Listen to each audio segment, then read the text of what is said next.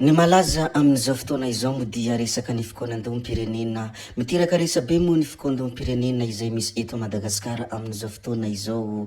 Tsy tokony ho fitaovana hamelana ireo namotika ny firenena ary tsy tokony nasaina hiatrika ny fanokafana ny fikonan-doham-pirenena ireo olon'ny fitondrana teo aloha, tsy iza moa izany fa Andry Rajoelina nohony izy ireo namotika ny firenena hoy ny hafatra izay nambarany Patrick Raharmanana. Etsy ankilany moa i Rivo Rakotovao dia nilaza mazava ny hoe fanaovana tsinitsinina ny tolom-bahoaka ny fanekena fiarahamandinika amin'ny ireo namotika ny firenena izay efa nalohan'ny vahoaka.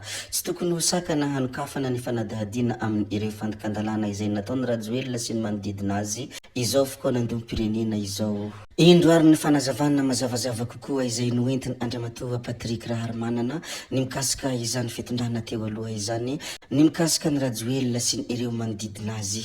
Tsy manaika ako hoe olona efa nanao tsy mety teto amin'ny firenena dia izy indray mbola hoe hiaraka hidinika, za tsy miaraka midinika raha pitso ave zao raha ohatra ka hilatsaka ka lany aho filoha-pirenena dia ho avy indray hoe atsitsika fampihavanana nefa za mangalatra, tokony izay nangalatra rehetrarehetra dia misazy. Tsisy resaka olona zany io, tsisy resaka iny. Ny filoha teo aloha indrindra moa zany Andry Rajoelina dia efa tsy malagasy tsony izy ary tsy hitako tsony antony tokony hahatonga azy eto, ary raha tonga eto ihany koa ary izy tokony hoe misy famaizana hoe be dia be ny zavatra nataony teto, misy faty olona teto, nisy alatra teto, nisy fanarotana teto ka tokony mifonjabeany tsy afamy andry azy. Mahitsy dia mahitsy moa ny hafatra izay nambarany Andriamatoa Patrick Raharmanana iny ny mikasika ny filoha Andry Rajoelina sy ny firongony, indrindra moa raha tonga eto Madagasikara ny filoha Andry Rajoelina hoy izy dia tokony fonjabeny tsy afahany no miandry azy. Nandritra ny fanokafana ny fikonan-doham-pirenena izay natao teny amin'ny CCI vatiny Andro Omaly moa dia nisongadina nandritra izany moa ny teny izay nataony Jean de Dieu ilay filohan'ny FFKM ny hoe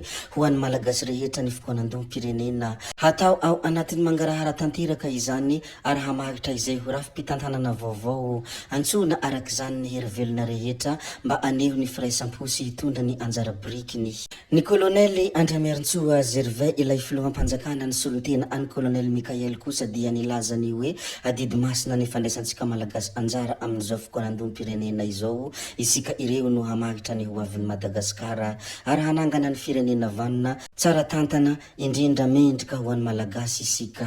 Ny minisy mpanjakana misahana ny fanavoazana Ramatoa Razafimanantsoahanitra kosa dia nilazany hoe andalam-panasitranana ny rahatra isika ankehitriny hanarina handamina ary hamono ny afo. Misy be kajikajy miasa mafy hambolena korontana nefa any ambadibadikany.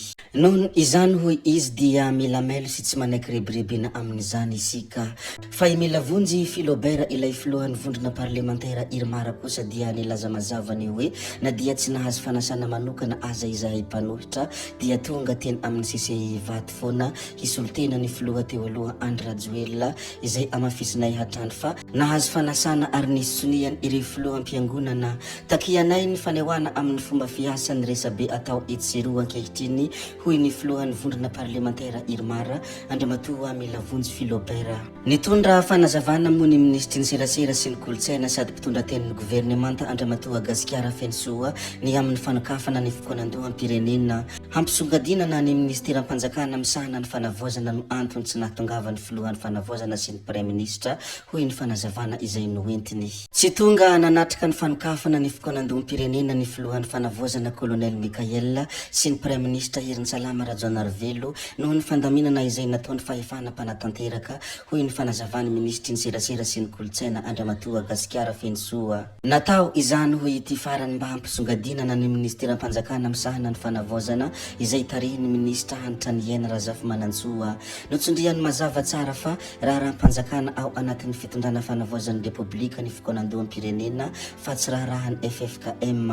Mbola ho avy ihany koa ny ray aman-dreny ara-drazana ny ZNZ ny musulman sy ny sisa hoy izy. Ndemo arantsika vetivety ny horonan-tsara izay misy fanazavany ministry ny serasera sy ny kolotsaina Andriamatoa Gasikara Fensoa ny mikasika an'izay zavatra izay.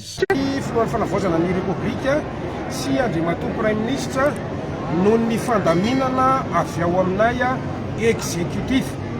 Inona ny tanjona dia ny fanasogadinana an'ilay ministeram-panjakana eo anivo ny fiadidina ny fanavoazana ny republika izay tarihan'ny Ramatoa ministry mpanjakana Andry Razafimanantsoa satria izy no nakininy fitondrana mpanatanteraka iandraikitra an'izay fanavaozan'izay ary singa iray ao anatin'ny fanavaozana any Madagasikara ny concertation nationale ka izay zany ny antony mba azomezana lanja zany an'izay ministera zay.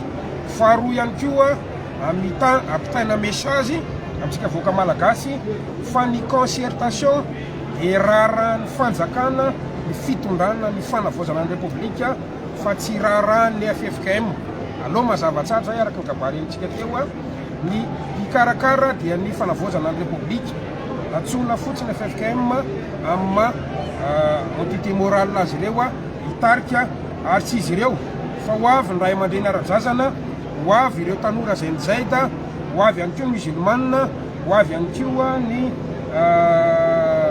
fiangonana zandriny ihany koa zay anisany efa mifampiresaka amin'ny fanavaozana ny repoblika zany hiaraka ao anatin'izay fitariana ny concertation zay anaporofona amintsika fa ny fanjakana misy. Namaly ny fanontaniana mikasika ny filoha teo aloha Andry Rajoelina ihany koa Andriamatoa ministra Gasikara Fensoa concertation nationale fikoanandoham-pirenena ho an'ny samy malagasy no atao eto hoe izy fa tsy concertation internationale fikoanandoha ho an'ny vahiny. Mazava araka izany moa nahafatra izay nambarany Gasikara Fensoa ndeha ararantsika vetivety aminy izay. Monsieur le ministre, nisy ihany koa leo maly hoe fanaovana ny andro maso kokon'olona ina marina tena zava-misy ny anton'izay ahoana mitandro firenena gatsy fa tonga dia le makasika ny filoha teo aloha Andry Rajoelina aloha ny vakiko sy valiko mazava amintsika rehetrarehetra.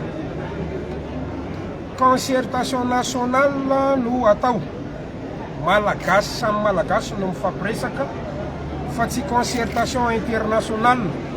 Dikan'izany dia tsy hisy vahiny na vazaha ho asaina velively anatrika ny concertation. Zany olona teneninareo zany tsy malagasy tsy vahiny ka tsy ny fitondrana fanavaozana ny repoblika mihitsy no anasan'izany. Dia fanambarako tamin'ny fanambarana zay nisy lokotena ny fitondram-panjakana tarihan'ny colonel Andrianirina Mikael sy ny prime ministre Hery Salama Rajaona Ravelomaly fa tsy izao fitondrana izao mihitsy no andeha anasa olona izay efa nalohan'ny vahoaka naonga ny vahoaka miaraka amin'ny firongony averiky ihany. Concertation nationale no atao fa tsy concertation internationale.